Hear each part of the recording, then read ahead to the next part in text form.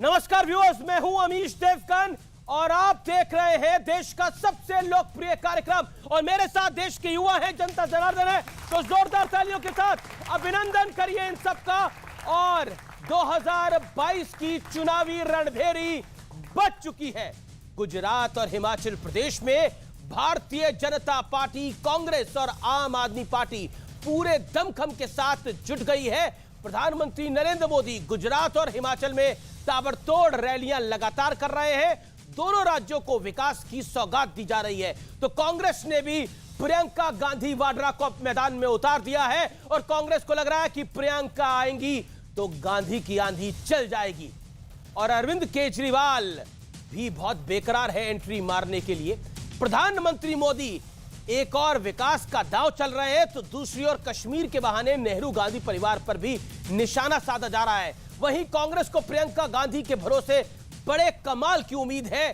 सियासी नूरा कुश्ती के बीच अरविंद केजरीवाल एक कदम आगे पहुंच गए। उन्होंने कहा, मैं जन्माष्टमी के दिन ही पैदा हुआ था और मैं कंस की औलादों का वध करने के लिए राजनीति में आया हूं। हालांकि कांग्रेस, बीजेपी, आम आदमी पार्टी की नोकझोंक को बेहद फ्रेंडली मैच बता रही है, जबकि आम आदमी पार्टी राहुल गांधी के लिए क्या कुछ कह रही है। तो 2022 की बाजी कौन जीतने वाला है, क्योंकि वार पलटवार तो हो ही रहा है, लेकिन कई बार बेहद निम्न स्तर की बयानबाजी भी हो रही है। आज जनता जनार्दन के बीच इसी मुद्दे पर होगी देश की सबसे बड़ी बहस। मैदान तैयार, किसकी सरकार?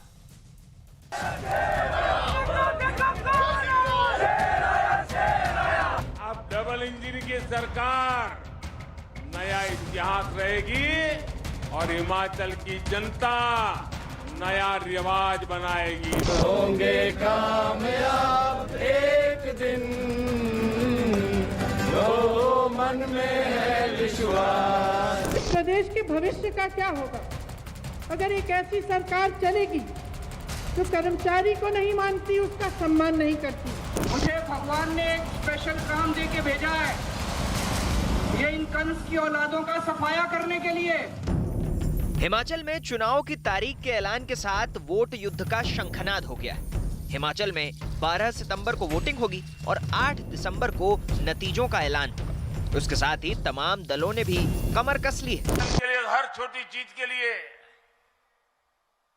हिमाचल के अधिकार के लिए भारतीय जनता पार्टी के नेताओं को, कार्यकर्ताओं को लेकर के दिल्ली में जाकर के गुहार लगानी पड़ती थी, आंदोलन करने पड़ते थे। लेकिन तब दिल्ली में सुनवाई नहीं होती थी। हिमाचल की मांगे, हिमाचल की फाइलें भटकती रहती थी। डबल इंजन की सरकार ने शानदार काम हिमाचल प्रदेश में किया है और मैं ये विश्वास के साथ कह सकता हूँ, जनता का आशीर्वाद फिर भारतीय जनता पार्टी के साथ होगा। आपके पास कर्मचारियों के पेंशन के लिए पैसा नहीं है, लेकिन बड़े बड़े उद्योगपति मित्र जो हैं आपके, उनके लोन आप माफ कर देते हैं। जल्द ही गुजरात में भी चुनाव का ऐलान होगा। दोनों ही राज्यों में बीजेपी के सामने वापसी की चुनौती है, तो आम आदमी पार्टी के सामने दूसरी बड़ी पार्टी बनने का मौका है। वहीं कांग्रेस दोनों ही राज्यों में खोई हुई जमीन वापस पाने के लिए मैदान में है। भगवान ने अपनी तरफ से हिमाचल प्रदेश को देने में कोई कसर नहीं छोड़ी, लेकिन कांग्रेस और बीजेपी वालों ने भी हिमाचल प्रदेश को लूटने में कोई कसर नहीं छोड़ी। इस बीच चुनाव में एक बार फिर पंडित नेहरू की एंट्री हो गई। सरदार साहेब राजा रजवाड़ों ने मनाव्या, समझाव्या, भारत ने एक बनायु, पण एक काश्मीर, बीजा एक भैये माथे लीधो। कांग्रेस नेता जयराम रमेश ने पीएम मोदी के भाषण को खारिज करते हुए कहा कि प्रधानमंत्री सच्चे इतिहास को ठुकरा रहे हैं। 2022 में होने वाले चुनाव 2024 के मूड का इशारा देंगे। ऐसे में देखना दिलचस्प होगा कि अब की बार चुनावी बाजी में किसे शह और किसे मार। तो आज इसी पर हो गई देश की सबसे बड़ी बहस। लेकिन पहले विश्लेषण का वक्त है और चुनाव की रणभेड़ी का विश्लेषण सुनिए। पीएम गुजरात, हिमाचल में जीत क्यों जरूरी है? बीजेपी के लिए पीएम मोदी का गृह राज्य है। जीत से देश में एक बड़ा संदेश जाएगा। 27 साल से बीजेपी की सरकार वहां पर बरकरार है। प्रधानमंत्री के कामकाज पर एक बार फिर जनता की मोहर लगेगी। विपक्ष के तमाम आरोपों और दावे फेल होंगे। 2024 में विधानसभा चुनावों की जीत का असर पड़ेगा जो लोकसभा चुनाव है। तो यह बिंदु बीजेपी के लिए अहम है। मैं आपको ओपिनियन पोल भी दिखाऊंगा आपसे कुछ मिनटों के अंदर। कांग्रेस के लिए क्यों अहम है? 2024 से पहले कांग्रेस के लिए यह चुनाव एक संजीवनी की तरह होगा। गांधी परिवार के खिलाफ अंदरूनी कलह पर भी इससे विराम लगेगा। राहुल गांधी के लिए फिर से जमीन तैयार की जा रही है भारत जोड़ो यात्रा में, तो क्या उसका भी असर पड़ेगा? आम आदमी पार्टी खुद को कांग्रेस का विकल्प बताने में जुटी हुई है। 2024 में केजरीवाल का कद और दावेदारी मजबूत होगी। आज हम इसी पर करेंगे देश की सबसे बड़ी चर्चा। मेरे साथ स्टूडियोज में मौजूद है गौरव भाटिया और साथ ही मौजूद है सुरेंद्र सिंह राजपूत। आप दोनों का अभिनंदन है। मेरे साथ मंच के दोनों तरफ 4 एक्सपर्ट मौजूद हैं। दीपक झा हैं, साथ ही मनीष गुप्ता हैं, आलोक वत्स से और परमिंदर सेठी हमें ज्वाइन करेंगे। आप तमाम लोगों का अभिनंदन है और जनता जनार्दन है, आपका एक बार फिर अभिनंदन है। इस चर्चा की मैं शुरुआत करता हूं तो चुनाव की रणभेड़ी बढ़ चुकी है। सुरेंद्र सिंह राजपूत, शुरुआत के 60 सेकंड आपके, मैं आपसे पूछता हूं, क्या कांग्रेस पार्टी को लगता है यह जो रणभेड़ी बजी है इसमें आम आदमी पार्टी कहती है कि कांग्रेस का तो हम विकल्प है और बीजेपी कह रही है कि अब कांग्रेस में कुछ बचा कुचा नहीं है तो चुन लो हमें दोबारा से? क्या आपको लगता है कि आप दोनों जगह प्रमुख विपक्षी दल है, सत्ता के करीब पहुंचेंगे इस बार? सत्ता के करीब नहीं अमीश भाई, हम जनता की सेवा के लिए सत्ता को प्राप्त करेंगे, ये हमारा विश्वास है। और कहते हैं ना कि करते भी चलो, बढ़ते भी चलो, बाजू भी बहुत हैं, सर भी बहुत, और चलते ही चलो कि अब डेरे मंजिल पे ही डाले जाएंगे। सच बात यह है कि पिछले आप 5 सालों में देखिए, जी हिमाचल में जो वादे किए, कहा कॉन्ट्रैक्ट लेबरों को हम पक्का कर देंगे, नहीं किया। कॉन्ट्रैक्ट के टीचरों को हम पक्का कर देंगे, नहीं किया। बागवानी के सेवों पर जीएसटी लगा दिया। नौकरी 1 लाख नौकरी, 63,000 नौकरी खाली है हिमाचल में, एक नौकरी नहीं भरी पिछले 5 सालों में। तो यह सरकार पेंशन, ओल्ड स्कीम पेंशन जो है बिल्कुल कह करके लागू नहीं की। गुजरात की हाल देख लीजिए, गुजरात में गड्ढों में सड़क है या सड़क पे गड्ढे हैं, ये आप हिसाब लगा लीजिए। पिछले 5 साल से, ये हमारे एक्सपर्ट पैनल बैठा हुआ है, 5 साल पहले मोदी जी एक बात कह करके गए थे, आपको याद होगा, कि सी प्लेन उड़ेगा साबरमती से। वो सी प्लेन लाए थे पाकिस्तान से, आज तक उड़ा दोबारा हो तो बता दीजिए। ऐसे ही हवाई वादे करते हैं लोग। 60 सेकंड आपकी कंप्लीट हो गए। गौरव भाटिया, अब आपका समय। आप सब हवाई बातें करते हैं, आपको गद्दी खिसकने का डर है और इसीलिए कांग्रेस यह भी आरोप लगा रही है कि आपने गुजरात के चुनाव की अनाउंसमेंट नहीं करी, हिमाचल की अनाउंसमेंट कर दी। डर लग रहा है?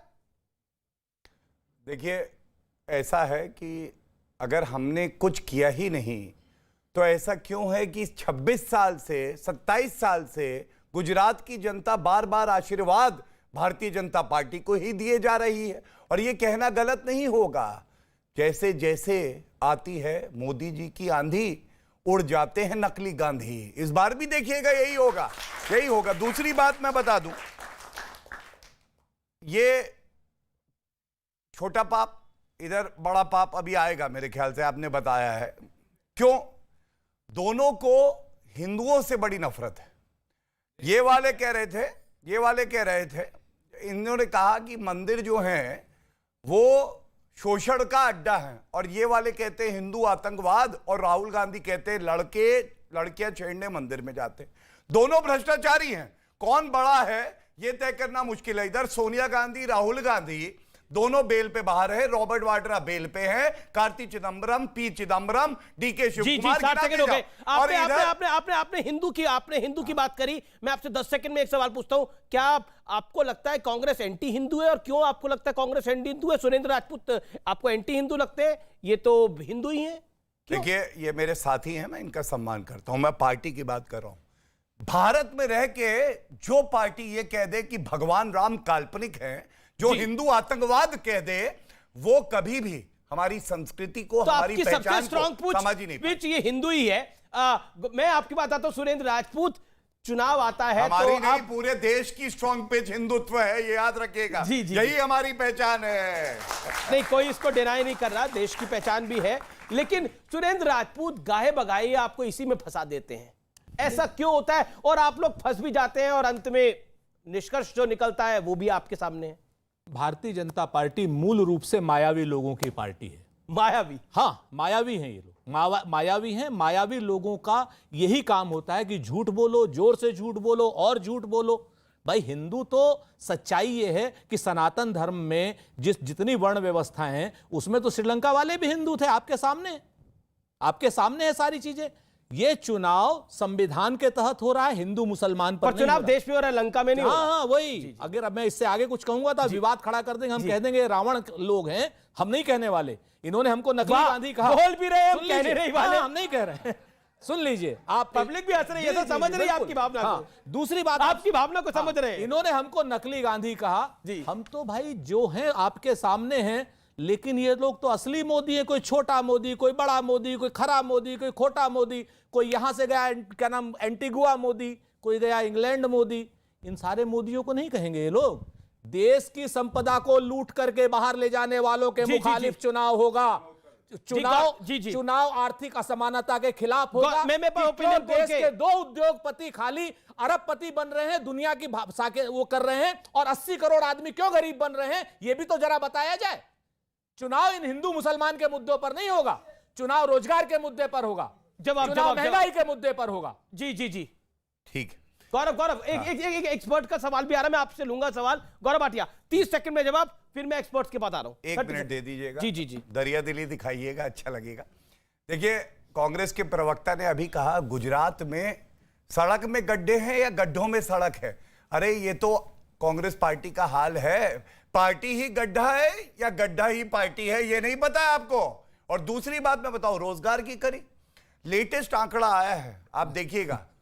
बेरोजगारी दर गुजरात में 2% से कम है, और राजस्थान में कितनी है? 25% से ऊपर। ये फर्क है। तीसरी बात, चैनल पर झूठ, तीसरी बात, अभी आपका मौका आएगा भैया, झूठ मत चलाइए। देखिए अमीश भाई, कम से कम झूठ मत, ज्यादा दूर की बात। बच्चों को नौकरी मिली, जरा बता दें। ठीक है, जवाब ले लेते हैं। यहाँ पर कितने बच्चे हैं जिनको नौकरी मिली? इनसे ये मत पूछिएगा कि गुजरात और हिमाचल के चुनाव में इनका क्या हाल होगा, क्योंकि 2024 का सवाल खड़गे जी से पूछा था। उन्होंने देखिए क्या कहा, उन्होंने कहा बकरीद में बचेंगे तो मुहर्रम में नाचेंगे। अब मुहर्रम में नाचा नहीं जाता है, मातम मनाया जाता है। लेकिन ये कांग्रेस की सोच है कि हम मुहर्रम में भी नाचेंगे। और मैं बता रहा हूं, सुपड़ा साफ हो जाएगा। लड़ाई इस बात की नहीं है कि सत्ता में आएंगे, सत्ता में तो भारतीय जनता पार्टी आएगी सेवा करने। इनमें लड़ाई ये हो रही है कि विपक्ष की भूमिका, तो आ ही नहीं रहे, वो तो गायब हो गए।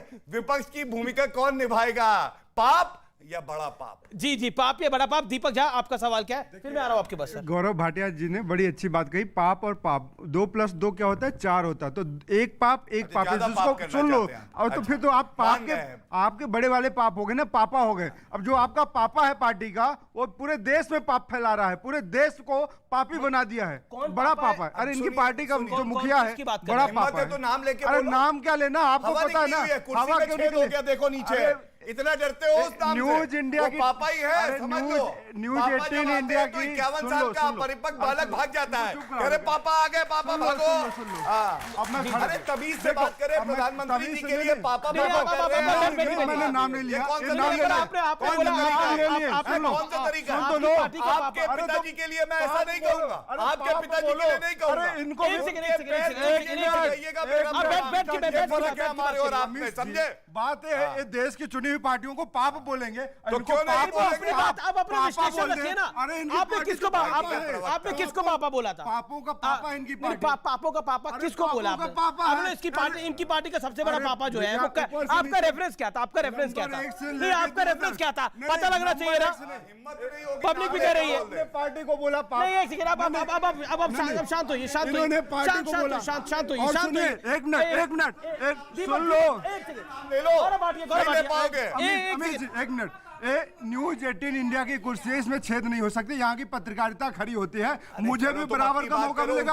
एक सेकंड मैडम, आप कुछ कहना चाह रही हैं? एक सेकंड, क्योंकि पाप और पापा पे बात आई। दीपक जी से कह रही हूँ कि जो ये इन्होंने बोला ना, आपकी पार्टी में जो पापा है, बड़ा पापा है, तो बड़ा पापा जो है एक दिन बाबा भी होता है। और जब बाबा होता है ना, बाबा को आप समझिए बहुत ज्यादा एक्सपीरियंस होता है हर चीज का और हर मायने में। इन चीजों को आप भी ध्यान में रखने के बाद आप इस तरह के शब्दों का प्रयोग करें। में। और ये अपशब्द है। अभी तक जो भाई साहब ने बोला था 70 साल से कांग्रेस थी, अभी आप अब मैं बताइए कि बच्चों को कितनों को नौकरी मिली? 70 साल जब कांग्रेस थी तो कांग्रेस ने कितनों को नौकरी दी? मैं बताता हूं, बताइए। मैं बताता हूं। पोस्ट ग्रेजुएट और जो है जो लोग पीएचडी और डीलिट कर रहे थे उन लोगों ने रिक्शा चलाया। लेकिन ओपिनियन पोल के आंकड़े भी आने वाले हैं कुछ देर के अंदर। व्यूअर्स, मैं आपको बता रहा हूं आपसे कुछ मिनटों में मैं ओपिनियन पोल के आंकड़े भी दिखाऊंगा, लेकिन 30 सेकंड अपनी बात सुरेंद्र राजपूत आप कंप्लीट करिए। लेकिन आपको वो शब्द नहीं बोलने चाहिए थे, मुझे लगता है आपने अपनी बात को रखा, मैं आपको मौका दूंगा फिर।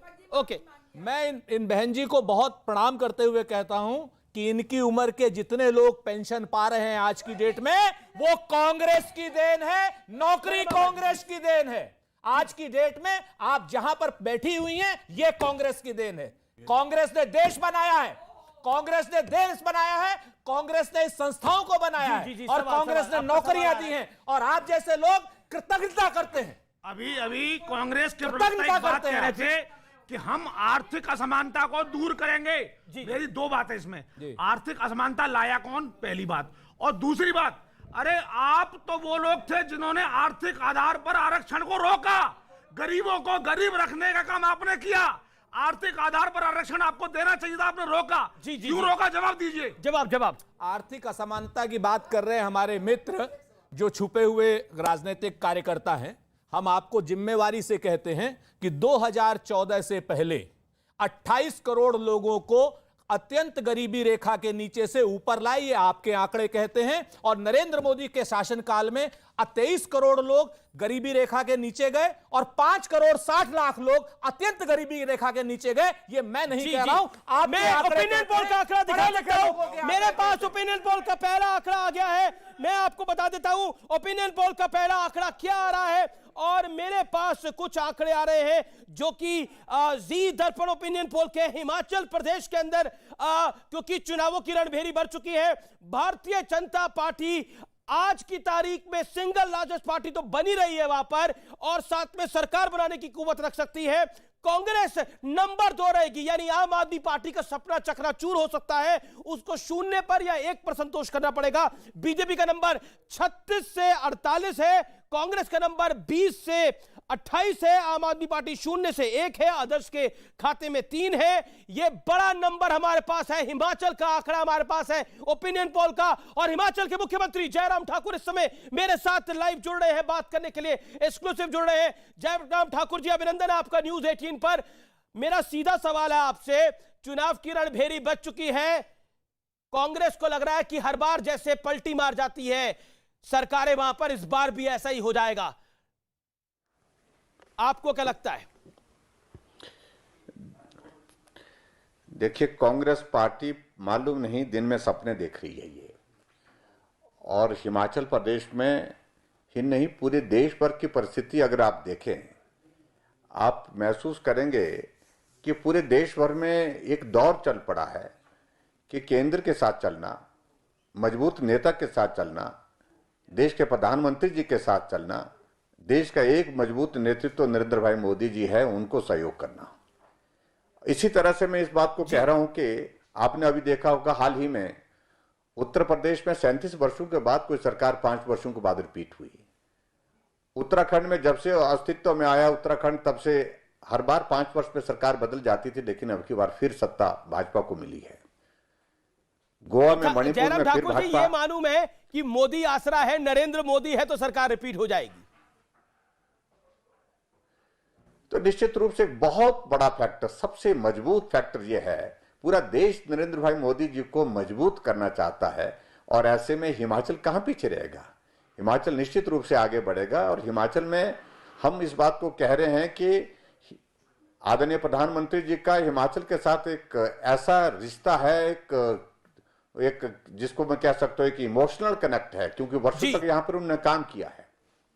संगठन के कार्यकर्ताओं को दूर भीड़ में से पुकार लेते हैं, और जिन पहाड़ों की हम भाषणों में अपनी चर्चा करते हैं, हम कहते हैं कि यहाँ के पहाड़ बहुत सुंदर हैं, और कहने में तो लगता है पहाड़ सुंदर है, लेकिन चढ़ते उतरते वक्त मालूम पड़ता है और हमारे देश के प्रधानमंत्री ऐसे अच्छा, मैं जयराम ठाकुर जी हमारे पास जी हमारे पास जो ओपिनियन पोल का आंकड़ा आ रहा है उसके अंदर बीजेपी को की जो सीट्स हैं वो करीब करीब ऐसा माना जा रहा है कि 36 से 48 के बीच में रह सकती है। ओपिनियन पोल का आंकड़ा है। जैसे जैसे चुनाव की प्रक्रिया आगे बढ़ेगी, स्थितियां बदलेंगी, क्या आपको लगता है क्या बड़ा फैक्टर क्या होगा? पब्लिक आपको दोबारा वोट देने के लिए आएगी, बड़ा फैक्टर क्या होगा जयराम ठाकुर?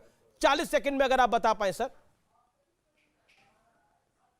सबसे बड़ी बात है कि हिमाचल की संस्कृति के अनुरूप हमने चलाया, बदले की भावना से काम नहीं किया, हर क्षेत्र में काम किया, ईमानदारी से काम किया, और सबसे बड़ी पूंजी हमारी ईमानदारी है। हिमाचल प्रदेश में 5 साल का कार्यकाल बीतने के बावजूद भी कोई इस तरह का आरोप नहीं, जहां पहले की सरकारों के ऊपर बड़े गंभीर आरोप लगते थे। जी। तो ये एक अंतर है। दूसरी बात, सबसे बड़ी बात, कोविड के संकट के बावजूद भी हमने हिमाचल प्रदेश में विकास की गति को रुकने नहीं दिया। जी। केंद्र से नरेंद्र भाई मोदी जी का बहुत बड़ा सहयोग और समर्थन हमको केंद्र से मिला है, और बड़े बड़े प्रोजेक्ट मिले हैं। ऑल इंडिया मेडिकल इंस्टीट्यूट मिला है, बल्क ड्रग फार्मा पार्क मिला है, मेडिकल डिवाइस पार्क मिला है हमको, ये रेलवे की कनेक्टिविटी, वंदे भारत जो है वो एक बहुत बड़ी एक सौगात मिली है। तो यहाँ पर बहुत सारी चीजें हैं। इस समय हम ऑडियंस के साथ बैठे हैं जयराम ठाकुर जी, आपको आप यहाँ पर कई सारे बच्चे हैं, युवा हैं, और जनता जनार्दन है आपको लाइव इस समय सुन रही है। मेरा अगला सवाल आपसे ये होगा, पिछले साल जो उपचुनाव हुए थे उसमें बीजेपी को 3 विधानसभा सीटें कांग्रेस के हाथों गंवानी पड़ी थी। क्या आपको लगता है कि कहीं अंडर एस्टिमेट तो नहीं कर रहे आप कांग्रेस पार्टी को?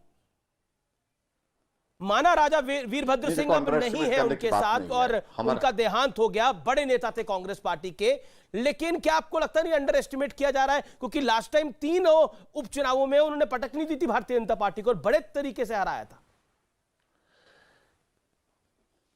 एक बात मैं जरूर कहना चाह रहा हूं कि पिछले उपचुनाव की परिस्थिति अलग थी। जी सर। कांग्रेस पार्टी के वरिष्ठ नेता का देहांत हुआ और पूरा उनके श्रद्धांजलि और सहानुभूति के नाम पर वोट हुआ और 1% का अंतर रहा। और ये भी मैं कहना चाह रहा हूं, अगर मंडी लोकसभा की अगर आप बात करते हैं, हम ज्यादा सीटों पर, ज्यादा विधानसभा क्षेत्र में आगे रहे हैं। मात्र 4,000 साढ़े 4,000 वोट का अंतर रहा है जीत हार का।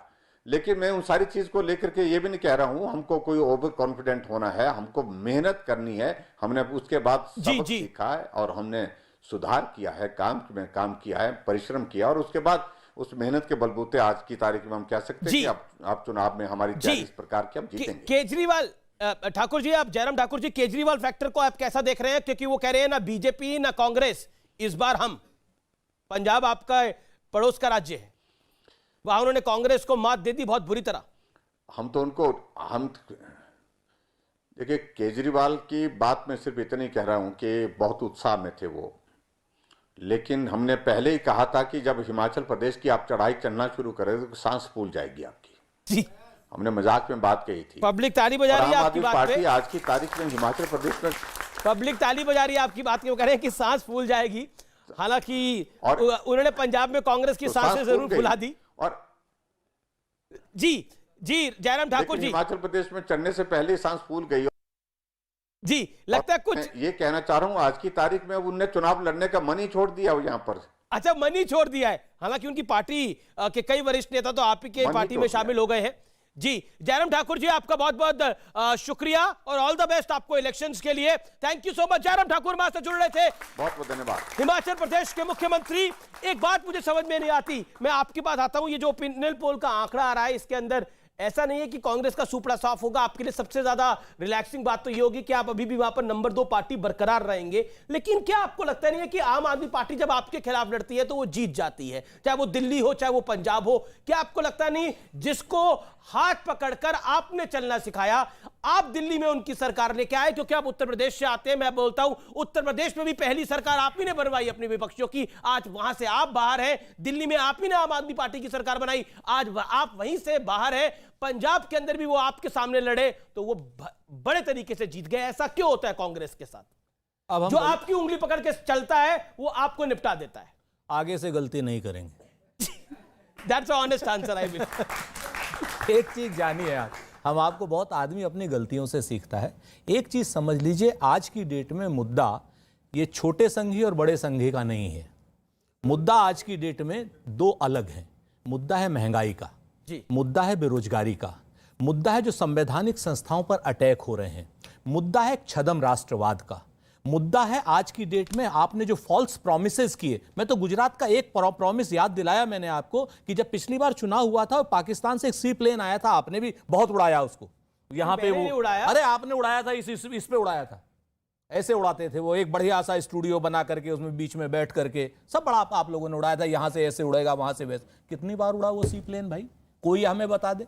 उन्होंने कहा था कि हम, लेकिन कांग्रेस का प्लेन कब उड़ेगा सर? मैं बताते, देखिए सवाल तो वो है, हमारा प्लेन बैठा है तभी तो आप हमसे पूछ रहे, उड़ रहा होता तो हम कह रहे होते, हम भी उड़ रहे। ठीक है, मैं ब्रेक के लिए रुकता हूं, ब्रेक के बाद आ रहा हूं गुजरात का ओपिनियन पोल के आंकड़े लेकर। गुजरात से आपको कुछ उम्मीद है बड़ी? बहुत उम्मीदें हैं। देखिए जैसे दिल्ली, क्या उम्मीद क्या है बता दीजिए ना, ब्रेक के बाद जाते हैं। आपकी सरकार आने वाली है। कितनी सीटें आने वाली है? जितनी भी सीटें आएंगी। चलिए कितनी आएंगी, 1 आएगी, 0 आएगी या 100 आएंगी? ब्रेक के बाद जानते हैं, दिलचस्प होगा वो आंकड़ा।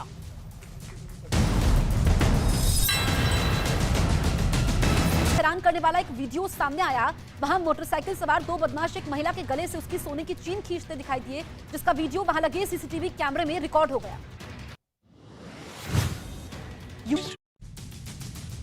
वेलकम बैक व्यूअर्स, आप देख रहे हैं देश का सबसे लोकप्रिय कार्यक्रम आर पार और मेरे साथ पब्लिक है। और अब वक्त है गुजरात के ओपिनियन पोल की। लेकिन आगे बढ़ने से पहले एक गेस हो गया, दूसरा गेस भी ले लेते हैं। दीपक झा, क्या लगता है आपको ओपिनियन पोल में क्या होने वाला है? देखिए गुजरात में इस बार भाजपा साफ है, इनका दिन ब दिन ठीक है, जो ग्राफ है गिरता जा रहा है। ग्राफ गिरता जा रहा है। पब्लिक से पूछ लेते हैं, एक सेकंड, आपको क्या लगता है? आलोक जी पहले आप बताइए।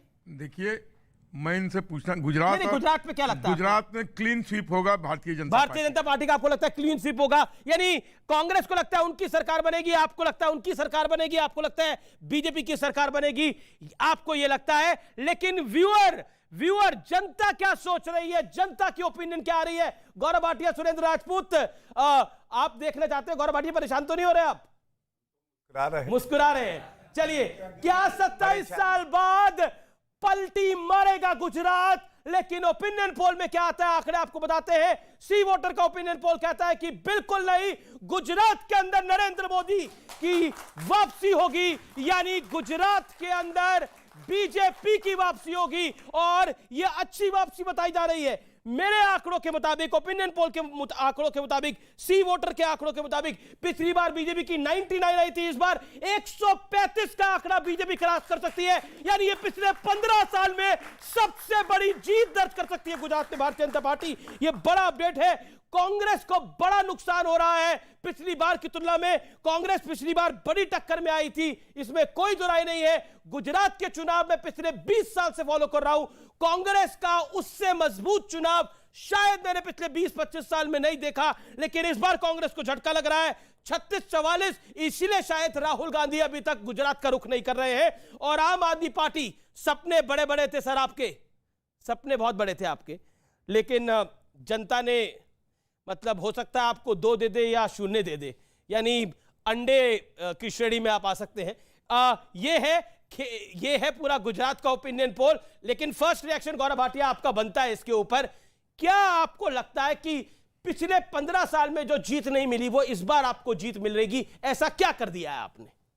देखिए अमीश जी, सबसे पहले तो ये कहूंगा, प्रधानमंत्री जी जो है ना आज गुजराती अस्मिता का पर्याय हैं। और अंगद का पांव होता है ना, एक बार रख दिया तो छोटा पाप बड़ा पाप दोनों लगे रहेंगे। अंगद का पांव जो है वो अडिग है, अटल है, और भारतीय जनता पार्टी पुनः सरकार बनाएगी। दूसरी बात, आपके प्रवक्ता तो आए नहीं, भाई साहब बैठे हैं। मुझे ऐसा दूसरी डिबेट से पता है कि इनका जो दिल है वो धड़कता पापी आपके लिए है। तो मैं एक बात जरूर कह दूं इनके माध्यम से, इनके लिए नहीं। देखिए, किसी की मां के लिए आप अपशब्द कहेंगे ना, तो भारत का कोई नागरिक हो और गुजराती हो, वो सहेगा नहीं। और मोदी जी की मां के लिए जो अपशब्द गोपाल इटालिया ने कहे हैं, मैं समझता हूं ऐसा जवाब देंगे। आप तो कह रहे 0, अरे अगर 0 के नीचे होता तो जमीन में कब्र खोद देते गुजराती भाई बहन, आप देख लीजिएगा। दूसरा, एक बात और एक सेकंड, क्या आपको लगता है, जो क्योंकि आप आम आदमी पार्टी की तरफ एक सॉफ्ट कॉर्नर रखते हैं, क्या आपको लगता नहीं है कि बिलो द बेल्ट हिट करा? मतलब गोपाल इटालिया ने जो शब्द बोले नरेंद्र मोदी की मां के लिए, जिसको अभिषेक मनु सिंघवी कांग्रेस के नेता ने भी बोला कि ऐसी निर्लज राजनीति उन्होंने नहीं देखी। देखिए, भारतीय राजनीति के अंदर जो गिरावट आई है वो बहुत पहले से है। भारतीय जनता पार्टी के अंदर भी तो गिरावट कौन बढ़ाने आए? बड़ी फहरिस्त है। आप प्रवेश वर्मा जी के ले लीजिए, आदेश गुप्ता जी को ले लीजिए, प्रज्ञा ठाकुर को ले लीजिए, साक्षी महाराज को ले लीजिए, मणिशंकर अय्यर को कांग्रेस। किसी की माँ को कोई गाली देता है क्या? नरेंद्र मोदी की माँ को गाली दी जा रही है? सर, राजनीति के अंदर आप रोजगार की बात करिए, आप स्वास्थ्य की बात, आपने नरेंद्र मोदी की माँ को गाली किसने दी? जात की बात, आप जात के ऊपर, प्रांत के ऊपर, हिंदू मुसलमान के ऊपर राजनीति करते हैं। आप मुझे, आपने माँ को, नरेंद्र मोदी की माँ को गाली क्यों दी? गाली किसने दी है मेरे को बताओ ना। गाली अपशब्द और क्या होती है? अच्छा, मैं एक बात और आप किसी बात को गलत तरीके से इंटरप्रेट करके लोगों की सिंपैथी लेना चाहते हैं। भाई साहब, आप काम कीजिए ना, आप काम कीजिए। गुजरात के अंदर 10,000 करोड़ का जो आपको, आपने सुना है जो नरेंद्र मोदी की मदद के लिए बोला गया? क्या आप बताइए, जो शब्द वो आपको वैलिड लगते हैं? मैं वो शब्द रिपीट नहीं करना चाहता हूं क्योंकि मेरी भी माँ है, लेकिन मैंने आपको क्या कहा, हम देश इटली वाले से ही परेशान साहब, ये कि इटालिया भी आ गया, उससे भी परेशान हो रहे हैं हम। मैं ये पूछना चाहता हूं कांग्रेस के और आपके प्रवक्ता से, आज जितनी सहिष्णुता की बात हो रही है, ये सिर्फ इसलिए है कि हम 80 हैं वो 20 हैं। अभी एक फिल्म आई जिसमें रावण को किस तरीके से चंगेज खान की तरह दिखाया, उसके बाद नहीं सुनिए, उसके बाद हनुमान जी को किस तरह रूप में पेश किया गया, उसके बाद अभी इटालिया ने किस तरीके की बात बोली है। मैं ये पूछना चाहता हूं, अगर इस देश में 80% मुसलमान होता और 20% हिंदू होता तो क्या ये होता? ये हिंदू मुसलमान कैसे? छोटी छोटी बात पे वो सर तन से जुदा की बात करते हैं और हम बात करते हैं कि कोर्ट में जाएंगे, कानूनी तरीके से हम लड़ाई लड़ेंगे। अब क्या चाहते हैं? कैसे आ गया? इसलिए कि आप हमारे ऊपर लगातार प्रहार कर रहे हैं। ठीक है, मैं पूछना चाहता हूं कांग्रेस वालों से कि आपने जो अभी हिमाचल में आप चुनाव लड़ने के लिए ताल ठोक रहे हैं, आपने क्या दिया वहां पे? मोदी जी ने वहां पर वंदे एक्सप्रेस दिया, वहां पर IIT दी, वहां पर पार्क दिया का। मैं गुजरात में आता हूं। पहले एक सेकंड, पहला कमेंट मैं बिल्कुल छोटा कमेंट है आपका। अच्छा, छोटा कमेंट आप दे दीजिए। मैं सिर्फ ये कहना चाहता हूं, देश में बड़े बड़े पत्रकारों ने ये कहा है कि अगर जो मोदी जी को डायरेक्ट अटैक करेगा, देश की जनता उसे बर्दाश्त नहीं करती। अरविंद केजरीवाल इतनी छोटी सी बात क्यों नहीं समझ पा रहे कि मोदी जी की मां पर जाकर उनको आप समझाइए उनको जाकर। लेकिन एक चीज, क्योंकि गुजरात के नंबर्स आए हैं, ओपिनियन पोल आए हैं, 27 साल बाद भी सरकार बीजेपी अगर रिपीट कर रही है तो ये आपके लिए बड़ी नाकामी है और आप पिछली बार से भी कमजोर हो रहे हैं। क्या आपको लगता नहीं है ये बड़ा सेटबैक है कांग्रेस पार्टी के लिए अगर यही नंबर्स रिपीट होते रिजल्ट डे वाले दिन? कहते हैं ना कि तुम्हारी फाइलों में गांव का मौसम गुलाबी है, मगर ये आंकड़े झूठे, ये दावे किताबी हैं। तुम्हारी मेज चांदी की, तुम्हारे जाम सोने के, मगर जुम्मन के घर में आज भी फूटी रकाबी है। आप लाइए ओपिनियन पोल, आपकी इच्छा है। हम 2-3 बातें, पहले तो हम माँ के बारे में क्लियर कर दें। जी, किसी की भी माँ को कोई भी अपशब्द कहने वाला पाप का भागी होता है, श्राप का भागी होता है और नरक का भागी होता है। किसी की भी माँ को, चाहे वो नरेंद्र मोदी जी की माँ को कहा हो और चाहे वो राहुल गांधी की माँ को कांग्रेस की विधवा कहा हो, दोनों को पाप समान है, दोनों के पाप समान है। अगर इस बात पर कोई सहमत नहीं है, एक नियम रखिए, या तो किलो में तौल लीजिए या लीटर में माप लीजिए। नरेंद्र मोदी ने जब राहुल गांधी की मां को कांग्रेस की विधवा कहा, उतना ही पाप उन्हें भी लगेगा जितना पाप अरविंद केजरीवाल के उस इटालिया को लगेगा। एक बात, वो कह रहे इटली वाले से हम परेशान थे, इटाली वाले सुन लीजिए। इटली वाले हमारे यहां, अमीश भाई, जो हमारी सनातन संस्कृति है, सनातन संस्कृति में हमारे यहां महिलाएं जो शादी करके बाहर गांव से आती हैं, कोई बाहर राज्य से आती हैं, बाहर देश से आती हैं। गांधार से आई थी महाभारत में, तो हमारे यहां तो बाहर से आती हैं। हो सकता है भाजपा ने आज भारत का हिस्सा नहीं है, कंधार उसको विदेश बोल रही है, वो अफगानिस्तान, कंधार भारत का हिस्सा, अफगानिस्तान तब भारत कांग्रेस की जो बात है वो देश को एक त्रुटि हुई है, हिंदुस्तान का एक त्रुटि हुई है, एक त्रुटि हुई है, एक गलती हुई है, उसमें कोई दोहराई नहीं है। अभी उनका कहने का तात्पर्य कुछ और था, लेकिन पूरा जवाब सुन लीजिए। कंधार क्योंकि भारत का ही भारत का हिस्सा था, लेकिन बाहर गांव से आई थी। भाजपा वालों के यहाँ हो सकता है इनके यहाँ शादी जो है इनके अपने घरों में होती हो, भाई इनके अपने निजी रिश्तेदारों में होती हो। हमारी बहुत स्पष्ट रूप से ये जो भाजपा वाले सोनिया गांधी के ऊपर आरोप लगाते हैं, इनकी शादी क्या इनकी बुआ से होती है? इनकी शादी इनकी बुआ से होती है? बताएं जरा, ये क्या बात करते हैं ये? अगर सोनिया गांधी के ऊपर उल्टा आरोप लगेगा, सोनिया गांधी के ऊपर उल्टा आरोप लगेगा, सोनिया गांधी के ऊपर उल्टा आरोप, सोनिया गांधी पर किसी ने कुछ नहीं बोला। गांधी के एक सेकंड बात, एक सेकंड आप बैठिए। देखिए बकवास करते हैं भाजपा वाले। मेरा निवेदन आप बैठिए, मेरा निवेदन आप लोग बैठिए। मैं मान रहा हूँ हमारे यहाँ शादियां हमारे गांव में नहीं होती। एक सेकंड इनके मेरा यहाँ होती होंगी। मेरा इनके यहाँ होती होंगी, माफी तुम मांगो। मेरा निवेदन माफी एक तुम मांगो। सेकंड, गौरव भाटिया एक सेकंड सीज फायर। एक राजपूत शांत, आप शांत हो जाइए। आप गौरव भाटिया यहाँ पे बड़ी सारी बातें बोल रही है। गौरव भाटिया चुप जाते हो। गौरव भाटिया शर्म नहीं आती? आप शांत बैठिए सर। अंकल आप शांत बैठिए। मैं आपको मौका दूंगा अपनी बात को रखने का। नीच हो, निर्लज्ज हो, जो सोनिया गांधी के ऊपर आरोप लगाएगा जवाब मिलेगा करारा। नीच शब्द नहीं बोलना चाहिए। बिल्कुल बोलेंगे। एक गौरव भाटिया बकवास करते हैं। देखिए क्या होता है, जो मूल चरित्र होता है वो जब बहस होती है तो किसी ना किसी रूप में बाहर आ जाता है। और मैं चाहूंगा कि ये सब जो बोला है इन्होंने, उसके बाद अगर कोई ओपिनियन पोल ले लीजिए, वैसे ही बता रहे 5-6 सीटें आने वाली थी कांग्रेस पार्टी की, वो भी नहीं आएंगी गुजरात और हिमाचल में, क्योंकि गाली दे रहे हैं।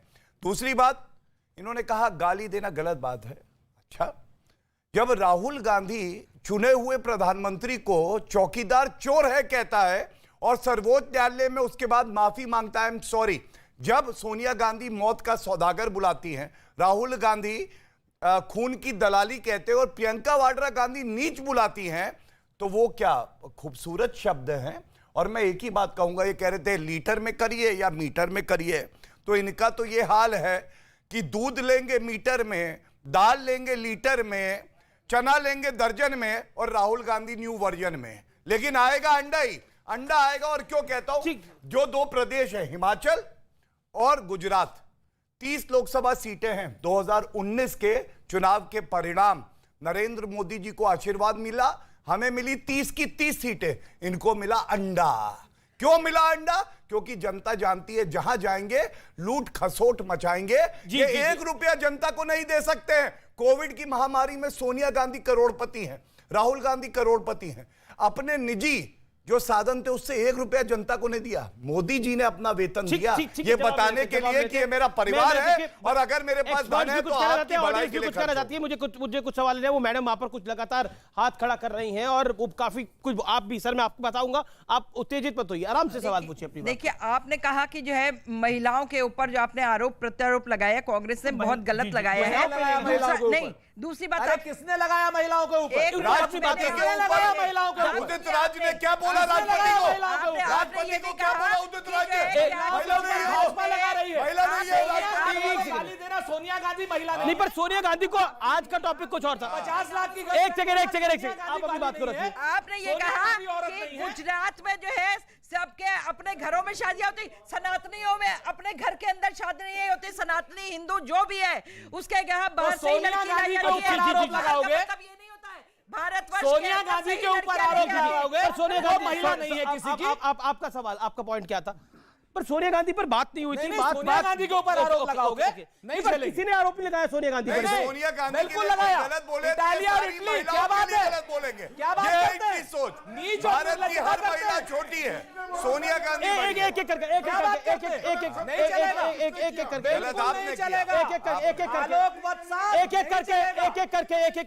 सेकंड मैं आपको मौका दूंगा। आपका पॉइंट क्या था? जी एक सेकंड आप लोग हो। एक सेकंड सर आपका ऑडियो नहीं जा रहा, इनका ऑडियो नहीं जा रहा, शांत रहिए ना आप। ओके बोलिए।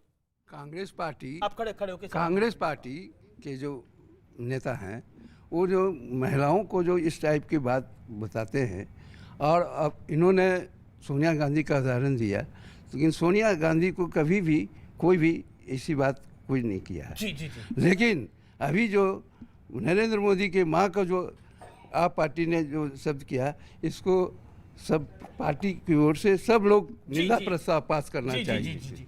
जी निंदा निंदा प्रस्ताव पास करना चाहिए। मैं आपको बिल्कुल मौका दूंगा। दीपक झा भी वेट करें। Deepak Jha, what you have to say? देखिए ये इस पर आप काफी सपने देख रहे थे कि ओपिनियन पोल के अंदर आपको बहुत अच्छी सीटें मिल जाएंगी। मैं वही कहता हूँ गौरव भाटिया, लेकिन सरकार 27 सरकार 27 की नहीं, कभी तो मुद्दों की बात चिंता नहीं है, कभी तो मुद्दों की बात करिए, बाकी जनता को आप बरगलाते रहते हैं। धर्म में, देश में बांटते रहते हैं लोगों को, जाति धर्म में। आप मुद्दों की राजनीति करिए ना। आप नरेंद्र मोदी जी, मुद्दा क्या है? मुद्दा ये है कि आप कब अपने विधायकों के और मुख्यमंत्रियों के चेहरे पे चुनाव लड़ेंगे।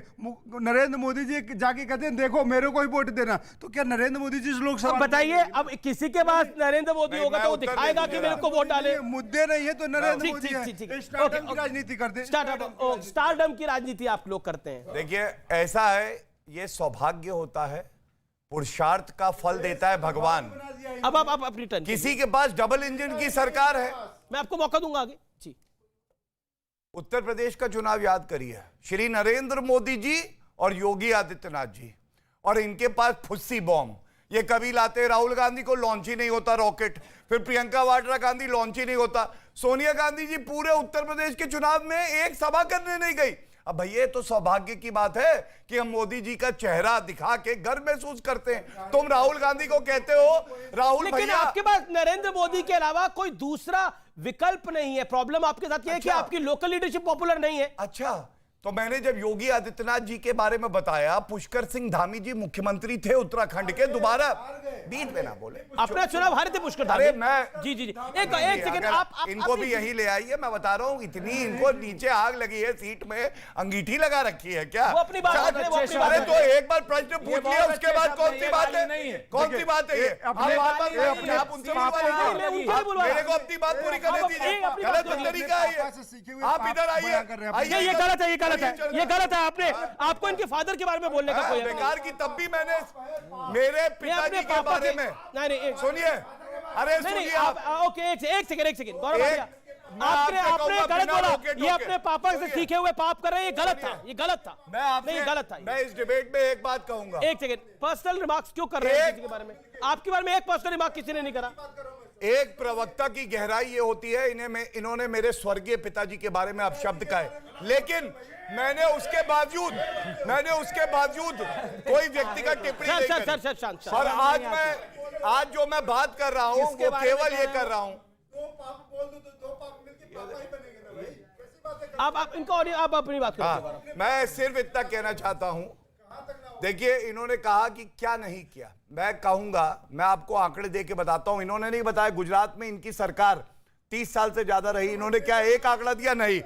नरेंद्र मोदी जी ने जो किया है, 81,000 गांव ऐसे हैं गुजरात में जहां 24 घंटे बिजली आने लगी जब वो मुख्यमंत्री बने। उसके बाद 2003 में 9,000 मेगावाट बिजली का उत्पादन होता था, 2013 में 24,000 हो गया मेगावाट।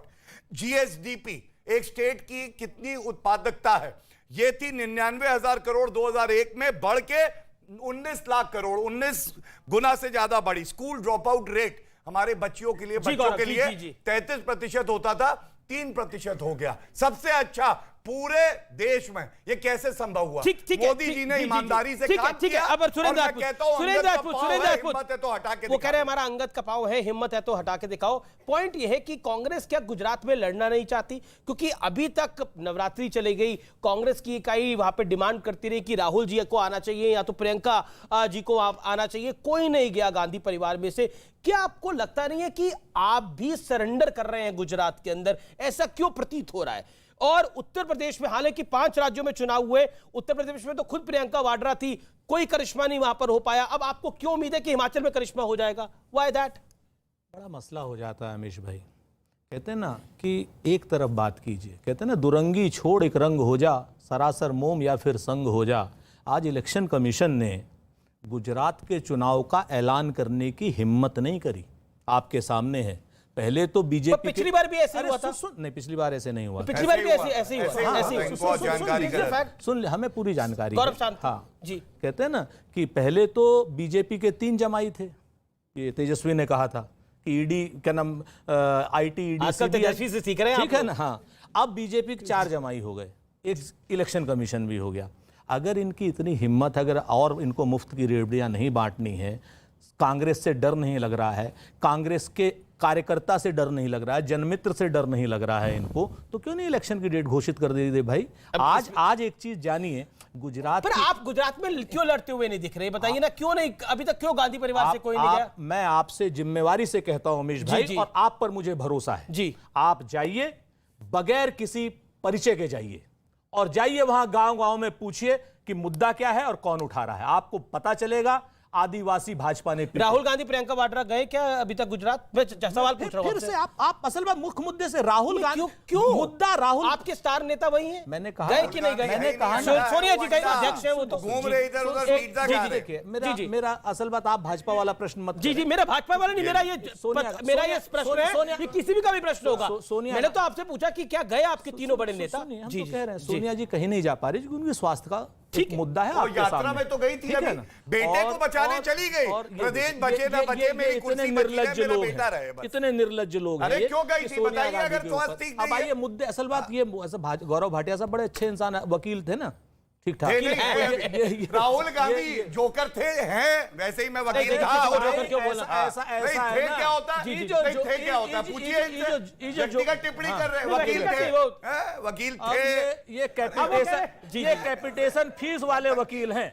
अब सुनो आप, अरे जो मैं ठीक है कि नहीं, कैपिटेशन फीस वाले वकील हैं। राहुल गांधी को छोड़ दीजिए, मुद्दा फिर भटका। नरेंद्र मोदी जी ने जो लात मारी तोड़ गया राहुल गांधी, कहा गया वायनाड में। जी बोलिए आप क्या माइक है, बोलिए ना, बोलिए। मुद्दा वहां डबल माइक है जी। मुद्दा वहां पर बेरोजगारी का है जी, मुद्दा वहां महंगाई का है। सीटें नहीं बढ़ रही सर आपकी। हमारी ये ओपिनियन पोल है ना, कहते हैं ना कि वो आपका ओपिनियन पोल है, आने दीजिए। 2007 से लगातार सीटें बढ़ रही हैं। ओपिनियन पोल है। एक शांति से आप सवाल पूछेगा, गुस्सा मत होइएगा। छोटी छोटी बातों में गुस्सा हो जाते हैं आप लोग। मेरा निवेदन है शांति से सवाल पूछिए, बोलिए। राहुल गांधी क्या गुजरात सिर्फ इसलिए नहीं जा रहे हैं कि अगर कुछ सीटें बढ़ गई तो नाम हो जाएगा, अगर नहीं गए, हार गए तो हम तो गए ही नहीं थे, हम जाते तो सीटें बढ़ जाती। ये सीधी प्लानिंग है। ये प्लानिंग है राहुल जी। मैं दूं जवाब दूं? जी बोलिए अमीश भाई।